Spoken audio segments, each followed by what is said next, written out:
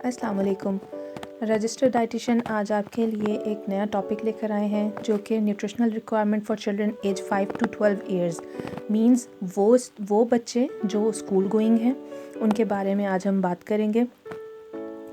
जब हम इस एज ग्रुप के हवाले से बात करते हैं तो इस एज ग्रुप में अमूमन ऐसा होता है कि इनकी ग्रोथ थोड़ी सी डिले हो जाती है। न्यूट्रिशनल रिक्वायरमेंट नो डाउट बहुत ज़्यादा बढ़ जाती हैं, लेकिन एज़ कम्पेयर टू पिछले 4 सालों में जितनी स्पीड से इनकी ग्रोथ हो रही होती है, ये वो पीरियड आता है कि जिसमें इनकी ग्रोथ थोड़ी सी डिले होना शुरू हो जाती है। ये वो पीरियड होता है जिसमें पेरेंट्स के लिए एक बहुत बड़ा चैलेंज होता है कि किस तरह से उनकी न्यूट्रिशनल रिक्वायरमेंट को पूरा किया जा सके, क्योंकि वो आहिस्ता आहिस्ता दुनिया को समझना शुरू कर देते हैं, एक्सप्लोर करना शुरू कर देते हैं। फिर इतनी समझ आ जाती है, फूड चॉइसेस बहुत हद तक उनकी चेंज हो जाती हैं, प्रेफरेंसेस उनकी बहुत हद तक चेंज हो जाती हैं। फिर अपना जो सराउंडिंग होती है उसको समझना शुरू कर देते हैं, अपनी चॉइसेस को मनवाना शुरू कर देते हैं। ये तमाम चैलेंजेस पेरेंट्स को फेस करने पड़ते हैं।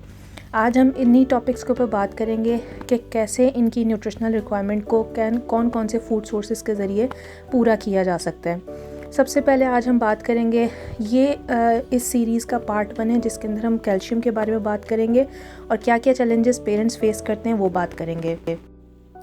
ये वो पीरियड होता है जिसमें बच्चे अमूमन अपनी कुछ बच्चे हाइपर एक्टिव होते हैं जिसकी वजह से वो अपनी एनर्जी को प्रॉपर वे में बर्न कर पाते हैं, लेकिन कुछ बच्चे लेस एक्टिविटी की वजह से, जिस तरह के अभी हम जिस पेंडेमिक को फेस कर रहे हैं, एक्टिविटी उनकी बहुत ज़्यादा कम हुई, लेकिन उसके साथ साथ उनके लिए फ़ूड चॉइसेस बहुत ज़्यादा बढ़ गई। फ़ूड चॉइसेस से मेरी मुराद ये है कि उनके लिए फ़ास्ट फूड का इंटेक बढ़ गया, फ्राइड फूड का इंटेक बढ़ गया, और प्रेफरेंसेस फैमिली की भी यही रही कि इस पूरे पेंडेमिक में कि उन्होंने बहुत हद तक कोशिश की कि बाहर के खाने या फ्राइड फूड उनको बच्चों ने कंज्यूम करना शुरू कर दिए।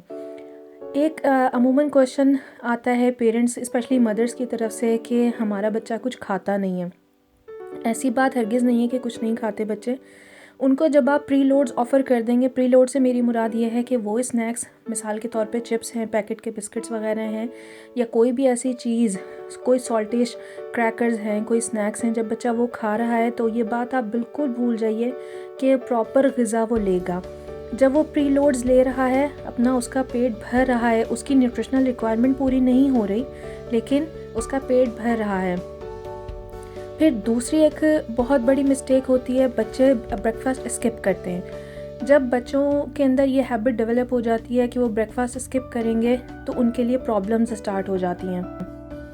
ब्रेकफास्ट स्किप करने से कौन सी प्रॉब्लम्स हैं? मिसाल के तौर पे रिसर्चर्स ने ये बात प्रूव की है कि जो उनका इंटेलेक्चुअल लेवल है वो बहुत हद तक कम हो जाता है। उनकी ओवरऑल प्रोग्रेस में कमी आती है अगर वो ब्रेकफास्ट नहीं करते हैं, एज़ कम्पेयर टू वो बच्चे जो ब्रेकफास्ट रेगुलरली करते हैं। इस एज में बहुत ज़्यादा ज़रूरी है कि पेरेंट्स इस बात पे ध्यान दें कि वो नाश्ता करें और अपनी फ़ूड हैबिट्स को वो अच्छा करें, क्योंकि ये वो एज है कि जिसमें आप अपने बच्चे के अंदर बहुत सारी स्किल्स डेवलप कर सकते हैं। अगर वो इस एज में अपनी proper healthy eating practices maintain नहीं करेंगे तो इन फ्यूचर बहुत हद तक चांसेस है कि वो उनकी बॉडी रिस्क पे है। हम आज बात करेंगे कैल्शियम के बारे में कि कैल्शियम की रिक्वायरमेंट कितनी ज़्यादा ज़रूरी है बच्चों के लिए और कितनी क्वांटिटी पूरे दिन में उनको लेनी चाहिए। सबसे पहले मैं फ़ूड सोर्सेज़ के हवाले से बात कर लेती हूँ। हमारे यहाँ मेजर कॉन्सेप्ट ये है कि सिर्फ़ और सिर्फ दूध के ज़रिए ही कैल्शियम मिलता है। दूध के अलावा बहुत सारी ऐसी फूड सोर्सेज हैं जिससे कैल्शियम का इंटेक मुमकिन है। मिसाल के तौर पे चीज़ ली जा सकती है, टोफू का इस्तेमाल किया जा सकता है, दही। अगर आप बच्चों को स्मूदी बना के देते हैं नाश्ते में या दोपहर के खाने में या रात के खाने में, अगर खाने के साथ उनको 1 से 2 चम्मच भी वो ले लेते हैं तो वो उनकी पूरे दिन की डाइट को फुलफ़िल कर सकता है, कैल्शियम के इंटेक को। कुछ फोर्टिफाइड जूसेस इस तरह के अवेलेबल हैं मार्केट में जिसमें कैल्शियम डाला जाता है। जितने ड्राई फ्रूट्स हैं, नट्स, कोशिश करें कि अपने बच्चों को डेली बेसिस पे हैंडफुल ऑफ नट्स दे दिया करें। अगर वो मिल्क से एलर्जिक हैं या डेयरी प्रोडक्ट से एलर्जिक हैं तो एटलीस्ट वो नट से अपनी कैल्शियम की रिक्वायरमेंट कुछ हद तक फुलफ़िल कर सकें। अगर हम बात करते हैं वेजिटेबल्स की तो कुछ वेजिटेबल्स ऐसी हैं जिसमें अच्छा कंटेंट है कैल्शियम का। फॉर एग्ज़ाम्पल गोभी, कैबेज, भिंडी, ब्रोकली। सेसमी सीड्स के अंदर कैल्शियम का इंटेक अच्छा हो सकता है उसके इस्तेमाल से।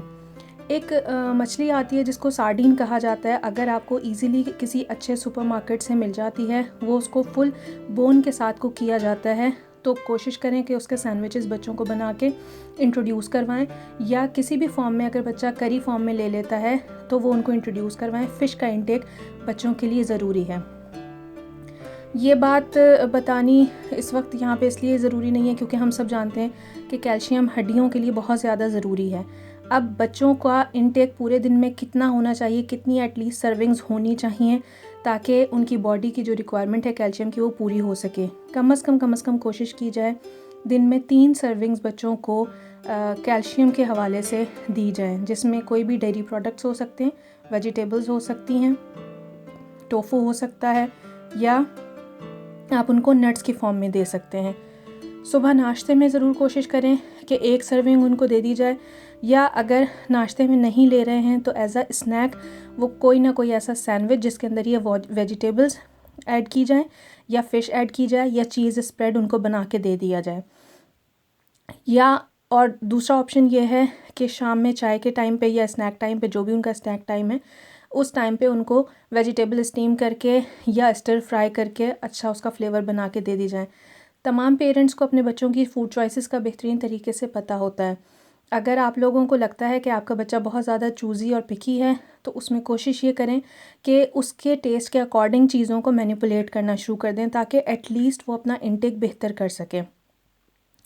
और प्री लोड्स से अवॉइड करें। प्री लोड से अगेन मेरी मुराद वही के खाने से पहले वाली ग़िज़ाएं हैं। इस सीरीज़ के नेक्स्ट सेगमेंट में हम बात करेंगे फॉलेट पे, आयरन पे, उनके फूड सोर्सेज़ के ऊपर और कितने डाइटरी रिकमेंडेशन डेली इंटेक होनी चाहिए बच्चों के लिए उसके बारे में। उम्मीद करती हूँ आपको आज का ये टॉपिक पसंद आया होगा। कोई भी इससे रिलेटेड आपके कमेंट्स हैं या आपका फ़ीडबैक है उसका मुझे इंतज़ार रहेगा। अपना ख्याल रखिएगा। अल्लाह हाफ़िज़।